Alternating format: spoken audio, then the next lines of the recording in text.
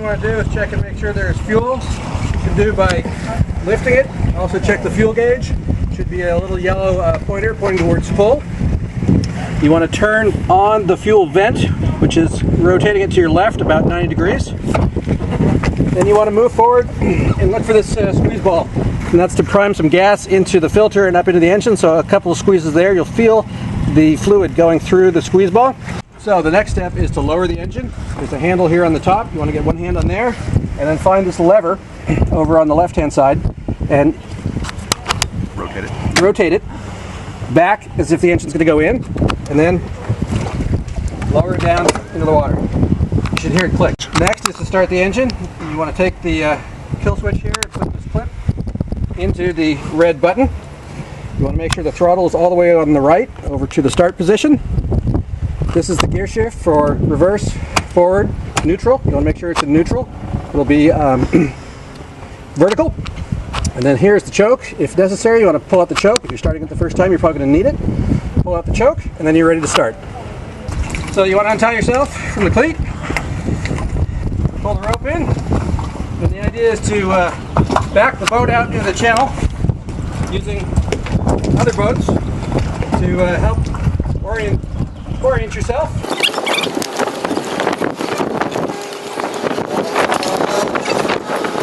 Okay, this is how you start the large safety boat, the whaler. First thing we're going to do is going to check, see if there's any gas in the gas can down here. We'll lift it, shift it, and it feels pretty full. Okay, first thing you're going to do is open the key with the super secret seashell combination code and open the box. Inside you'll find the key. Okay, when you insert the key, make sure that the teeth of the key are facing you. Put it into the hole, place it, and then you can turn the key clockwise. Next thing we're going to do before we start the engine is we will lower the engine. It's automatic. So on the throttle, there's a forward or up and down toggle switch. We're going to go ahead and lower the engine. That will put the engine down. You probably want to watch the engine, make sure when it reaches the bottom, you can hear a little noise.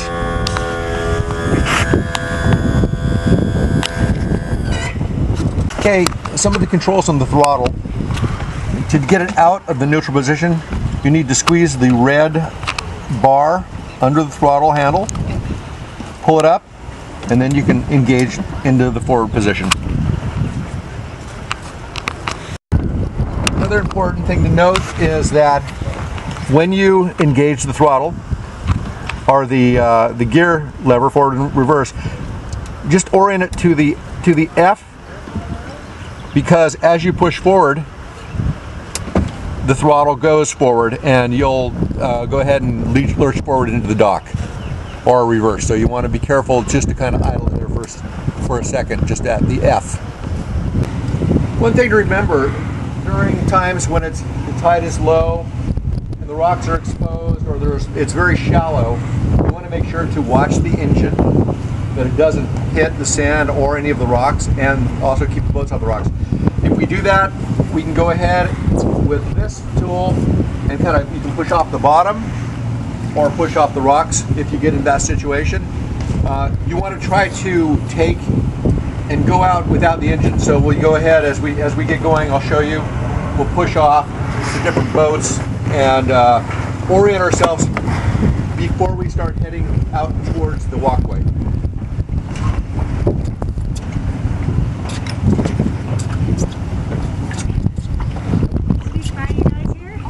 Let me give it a second. Absolutely. Okay, thank you. So I'm bending off the sand at the bottom, getting myself oriented, and get myself in position. Also, when I look forward, I'm clear of all the other dinghies on the dinghy dock, and I'm going to go ahead and engage in a forward position, throttle, and give it just a little bit of forward gas. Make sure I'm not clear. Make sure I'm clear. Now we're in the channel. next to the breakwater. When you're in this channel, make sure that you keep the throttle low, take it very easy. The speed limit here is 5 miles an hour. The Coast Guard Harbor Patrol will give you a ticket for this, and it's expensive. That's on your own ticket. So just keep it slow, cruise, and relax. As we approach Seashell Beach, we want to be close to the Veteran Center there with the flags. So you want to drop just a little bit south of the Veteran Center, the flags. And I'm going to come straight in to the beach. As I come into the beach, I'm going to keep it very, very slow. Just crawl along. I might just try to get a little bit of throttle. And then I'm going to get my finger on the button.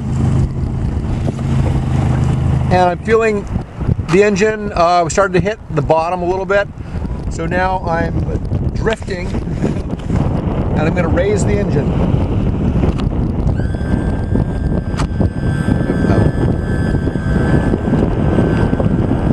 We have used the pole.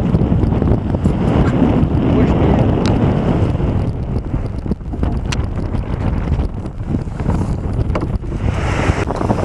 Okay. When bringing people in the boat, you're going to want to try to bring it in as close as possible because it's got a big step. There's a ladder in the back of the boat. Put the ladder in this position. And we'll let Polly climb in.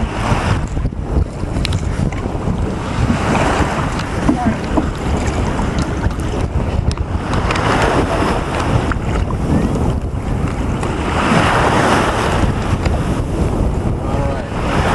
It's in the boat, so the ladder will stow back here behind the engine.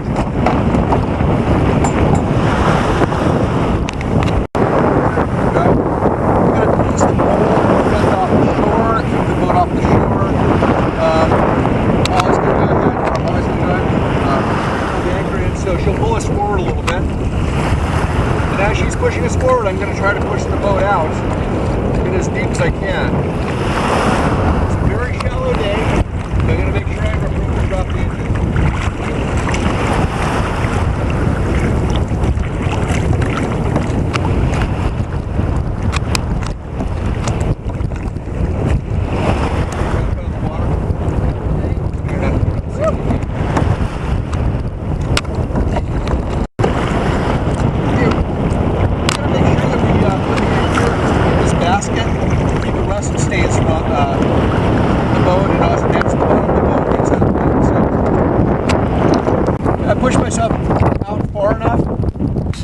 Make sure I have enough room for the engine to drop. I will carefully drop my engine, watching. Make sure I have the room.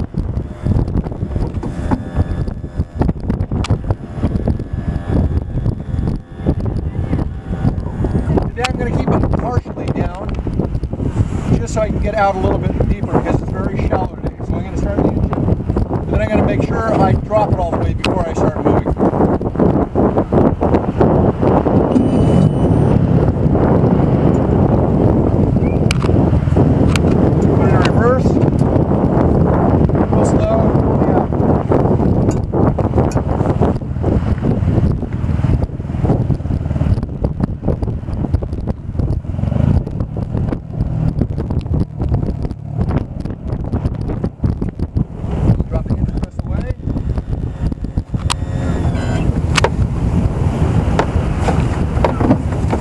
Ready to go.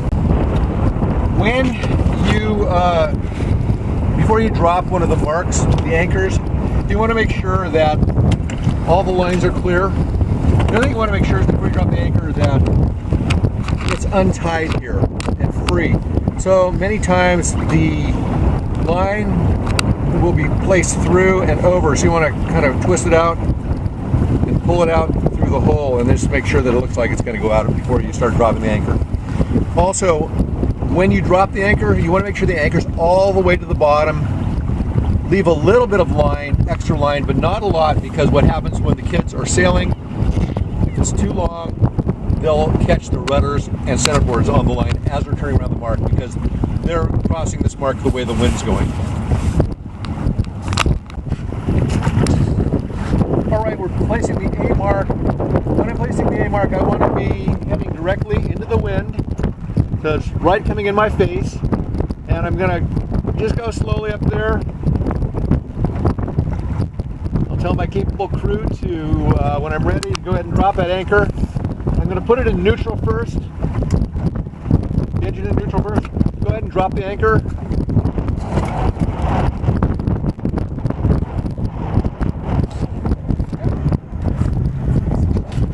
I'm going to back away from the buoy. He's going to wait until he feels the anchor tug a little bit, and yep. Now shorten the line.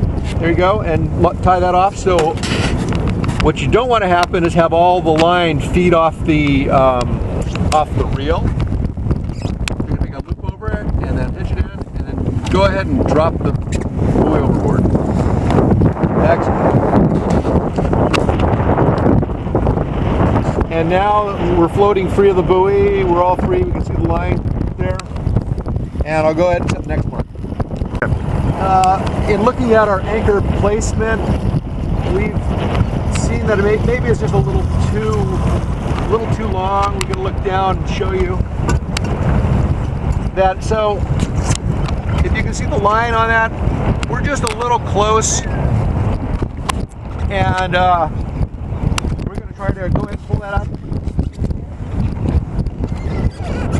Okay, she's going to loop it through the reel and hook it over the top of the reel.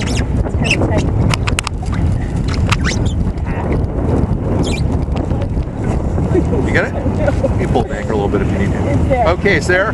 And this A mark, the particular, you see it's going down at a 45-degree angle. That looks about right. So the kids won't catch it as they cross the mark. Okay, this is our pole. It's really useful to grab the buoys and the marks as you go by. Sometimes a little tricky to get the boat right at the mark.